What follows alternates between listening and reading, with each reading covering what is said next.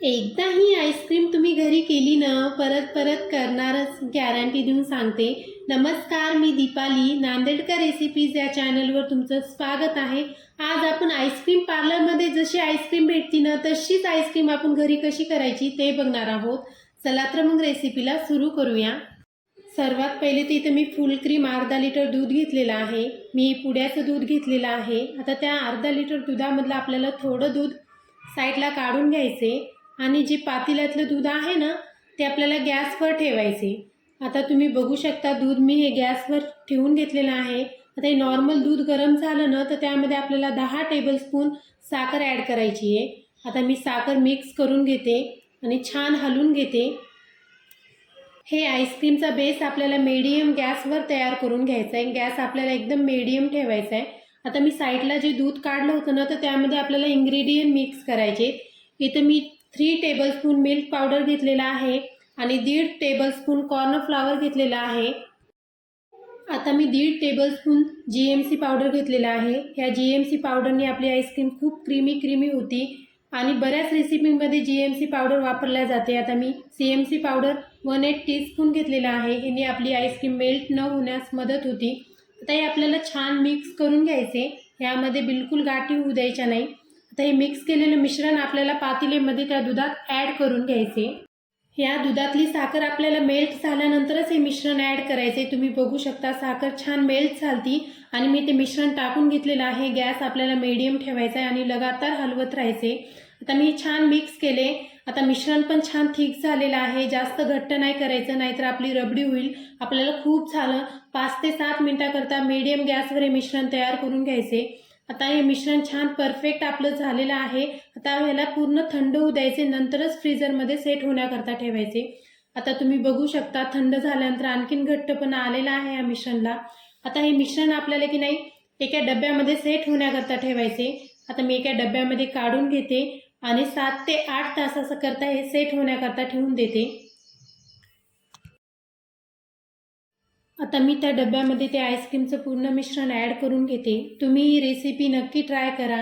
Perfect ice cream पार्लरमध्ये जशी ice cream भेटते ना, सेम ह्या पद्धतीने तुमची आईस्क्रीम घरी होईल. आता मी 8 तासाकरता हे सेट होण्यासाठी ठेवते. आता मी 8 ते 10 तासानंतर फ्रीजरच्या बाहेर ही आईस्क्रीम काढून घेतलेली आहे. तुम्ही बघू शकता छान अशी सेट झालेली आहे. आता एक उलटण्याच्या मदतीने आपल्याला ह्याला काप मारून घ्यायची, जेणेकरून आपला हे बेस इझिली बाहेर येईल. आता इथे मी की नाही 2 लिटरच्या वरच हे माझं पातेलं आहे दुधाचं. तर आता मी अर्धा लिटर दुधाचा बेस केला आहे ना, तर आपली जवळपास की नाही 2.5 लिटरच्या जवळपास आपली आईस्क्रीम तयार होणार आहे. तुम्ही बघू शकता व्हिडिओमध्ये. माझ्याकडे इथे हँड मिक्सर आहे, त्याने आता आपल्याला बीट करून घ्यायचे. आता मी छान प्रकारे फेटून घेते आईस्क्रीम. तुम्ही बघू शकता आता 3 मिनिटानंतर आईस्क्रीमचं टेक्स्चर किती छान आलेलं आहे. एकदम क्रीमी अशी आपली आईस्क्रीम तयार होती. आता 3 मिनिट छान मी बीट केलेलं आहे. आता त्या बेसमध्ये आपल्याला काय करायचं आहे, अर्धा कप की नाही फ्रेश क्रीम ॲड करायची आहे. तुमच्याकडे तर क्रीम नसेल तर तुम्ही घरची मलाई देखील तुम्ही टाकू शकता आणि परत आपल्याला 2 मिनिटाकरता बीट करून घ्यायचे.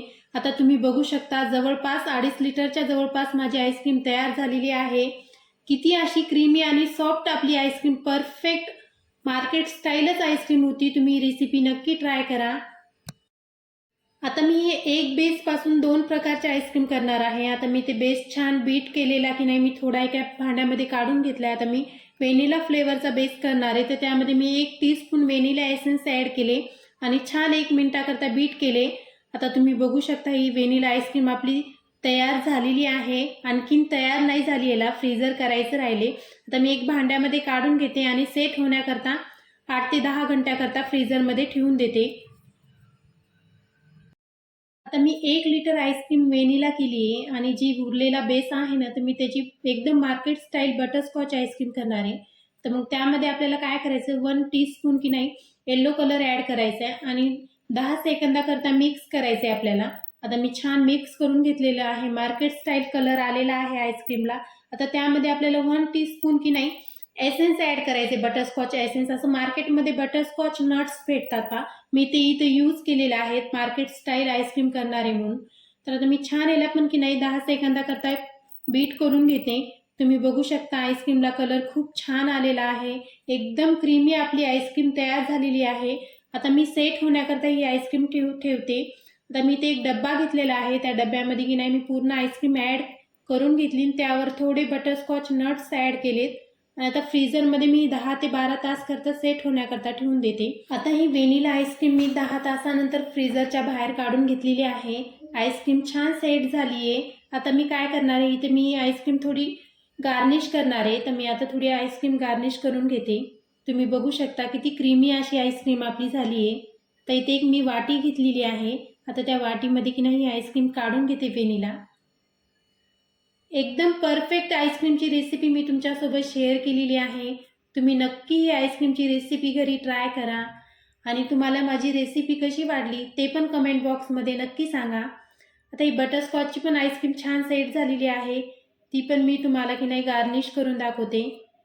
तर मी वाटीमध्ये बटरस्कॉच आईस्क्रीम काढून घेते आणि त्याला की नाही थोडं नट्स टाकून डेकोरेट करते. आता दोन्ही पण आईस्क्रीम मी छान प्रकारे गार्निश केलेल्या आहेत. तुम्ही बघू शकता अशी मस्त आपली मार्केट स्टाईल आईस्क्रीम घरी तयार झालेली आहे. हे बघा मी थोडं व्हॅनिला आईस्क्रीमला चॉकलेट सॉसनी थोडं गार्निश केले आहे. तुम्हाला माझी रेसिपी कशी वाटली प्लीज कमेंट बॉक्समध्ये नक्की सांगा. धन्यवाद.